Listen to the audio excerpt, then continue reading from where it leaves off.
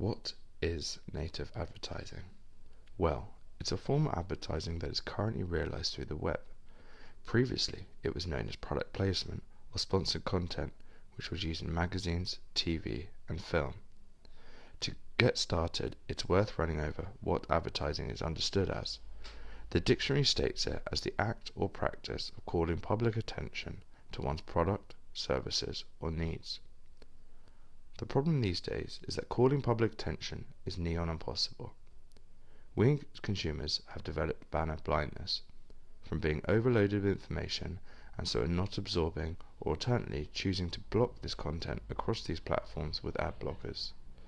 In response, advertisers and hosts over the last 18 years have developed a diverse array of advertising formats and techniques known as native advertising. Terry J. Sinningham states it is generally defined as advertiser-sponsored content that is designed for compatibility with the editorial content in which it is placed. The term native advertising came from a 2011 talk by entrepreneur Fred Wilson, who expanded on native monetization as the way to integrate advertising into a website's content in a natural and unalien way. The history of this approach is not new, however. Publishers within the print industry have for years reappropriated advertisers' content into anything from lifestyle articles to advice columns. However, for a digital platform, new possibilities are available for advertisers to connect with the audience. There are many ways it can be applied. However, there are three core approaches that are predominantly used. Custom content, which may be written by the publisher or written by the brand in partnership with the publisher. Content that appears in feed, such as promoted tweets on Twitter or content in a publisher's top news feed. And content that appears in a recommendation widget placed on a publisher's site.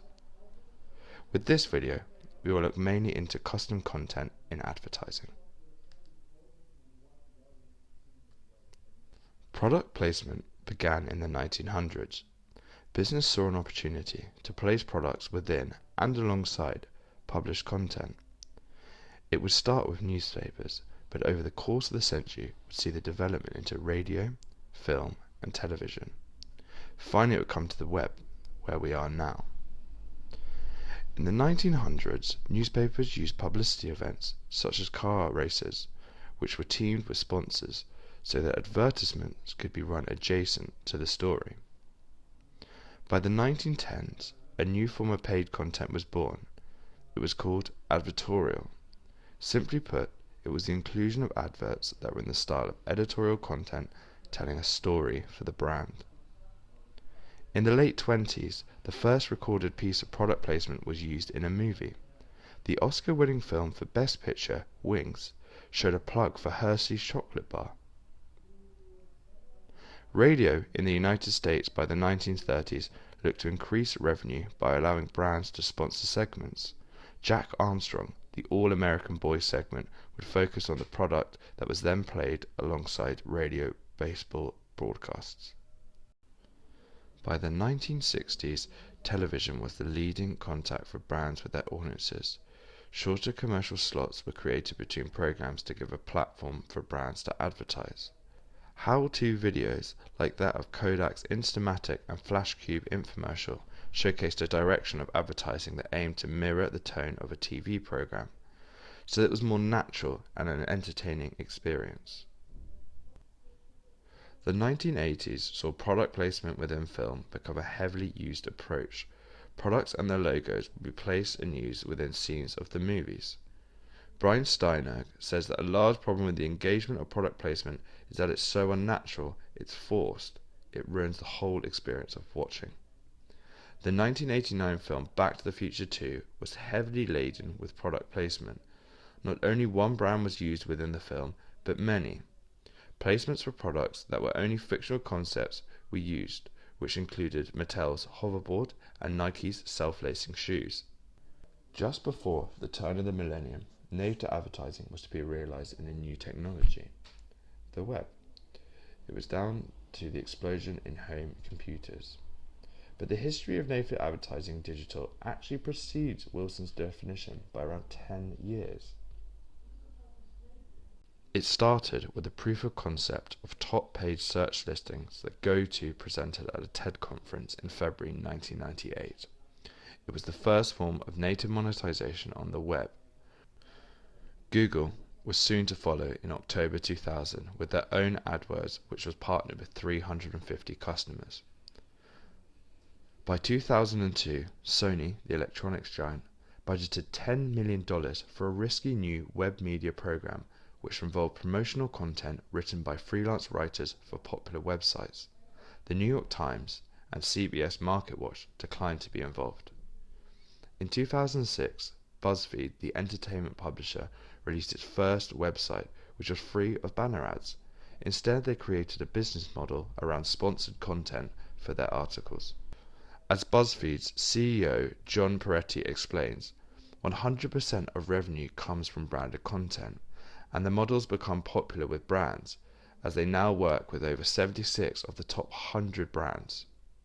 Though native advertising is not without its complications, in 2013, The Atlantic published an advertorial for the Church of Scientology.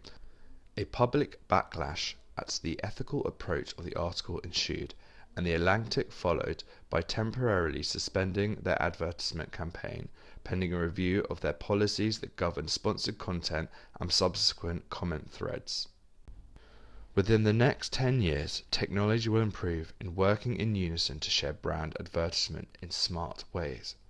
This will be the way that software reads and interacts with us, taking our data which it will react, change, and improve the experience accordingly.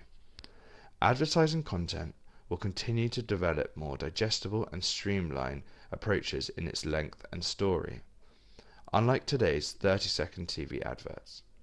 As we are overloaded with banner blindness, the rules of engagement must change.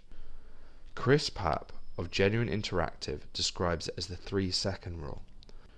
The content can't be long-form copy. It's a visceral reaction, something that grabs you.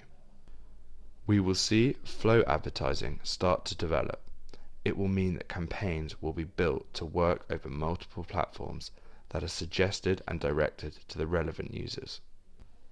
This could start from a product placement on your favorite TV show, that then moves to a product review video to a YouTube channel that you subscribe to. Once you engage with this media, a notification detailing the product could be sent to you. The devices that we use will dictate and respond to our actions that are recorded.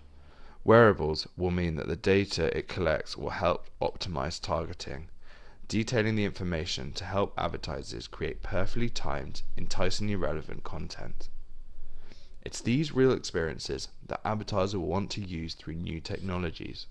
Instead of people looking at content, they will fully immerse within it. They will step into brand experiences that are filmed for VR devices. Brands that sponsor real-life experiences could offer the experience of a VR headset from your own home, so that could be anything from sports matches to museum walkthroughs. By 2045, we will see smart cities put advertising into physical spaces in more intelligent ways, such as holograms. All ads and suggestions will be personalized in real time. Like the model of Sao Paulo that currently exists, there will be no generic billboard advertising in the streets. Instead, notifications on your device will be tailored very specifically to where you are in your environment and the actions you are doing. It would be the next generation of push notifications, with those spaces reacting to your presence. Hello, Mr. Yakamoto. Welcome back to the Gap. How those assorted tank tops work out for you?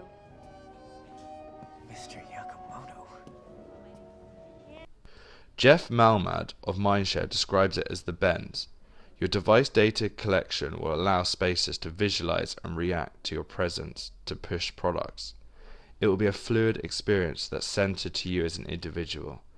The advertising would be native to the physical space and bends to your likes and interests.